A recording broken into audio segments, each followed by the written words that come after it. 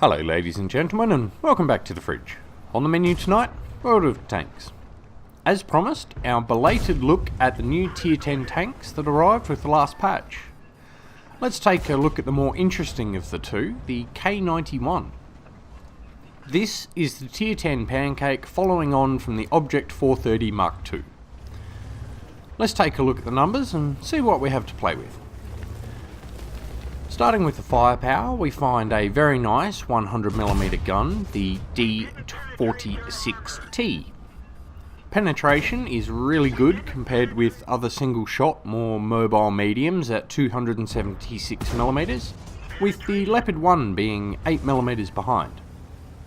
Alpha damage is 320, which is standard for a 100mm gun.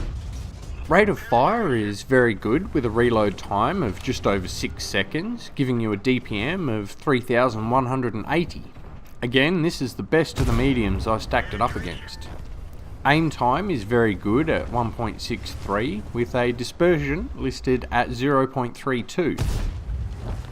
Turret traverse speed is good at 47 degrees per second, which is slower than the T62A but better than the 140. So this is a very good medium gun, but, and this is a big but, it's kinda tricky to get onto target. This is not a noob friendly tank. The turret does not rotate all the way around, and with the turret at the rear you have very little depression over the front of the tank. The turret will rotate to 110 degrees each side of centre, which is decent enough I guess. Depression is listed at 9 degrees, but you can only get this when the gun is slewed over the side of the tank. Elevation is great at 20 degrees. Survivability is poor. You have 1,800 hit points, which is low, and as much as 200 hit points behind the other tanks. Hull armour is reasonable for a mobile medium, but the 140mm that is claimed is only on the small upper plate. The larger and more upright lower plate is only 120mm. Side and rear armour won't stop anything, with 60mm and 45mm respectively. The front of the turret has 220mm of armour in places, but again there are flat sections presented to the enemy. The turret sides are listed at 140mm, but this follows the usual Russian practice of thinning the armour as you get towards the rear, meaning you can have as little as 80mm on the side of the turret towards the back. The rear of the turret is very thin, with armour viewers showing as little as 40mm over large sections. However, mobility is a strong point on this tank. You have 860 horsepower and it's pushing 45 tonnes of tank. So you get a rather respectable 19 horsepower per tonne. This does put it slightly behind the Leo 1 and the M60, but well ahead of the other single shot mediums.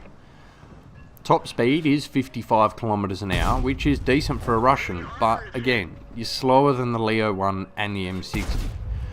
Reverse speed is 20 km an hour, which is handy given that you can't shoot backwards. Hull traverse is a little on the low side at 52 degrees per second, putting it on par with the 121 but behind tanks like the 907 or the Object 140. Concealment is good, better than the 907 or the 140, and with the small size of the tank you shouldn't have any issues finding a good bush to hide in. View range is solid at 410 metres. So how does one play this tank? Looking at the numbers, and with the limited access I had on test server, you need to play as a sniper, as second string support tank. Depression can be an issue with the gun pointing forwards, and the very limited protection means you don't want to be taking hits. Getting into a good spot for this tank is going to be key to getting it to work well.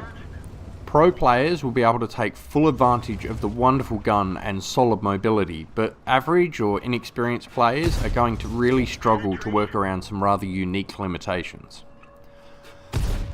Solid DPM with the rapid fire gun means you're going to have to keep this thing firing to rack up the damage, and the only way to do that is to stay alive.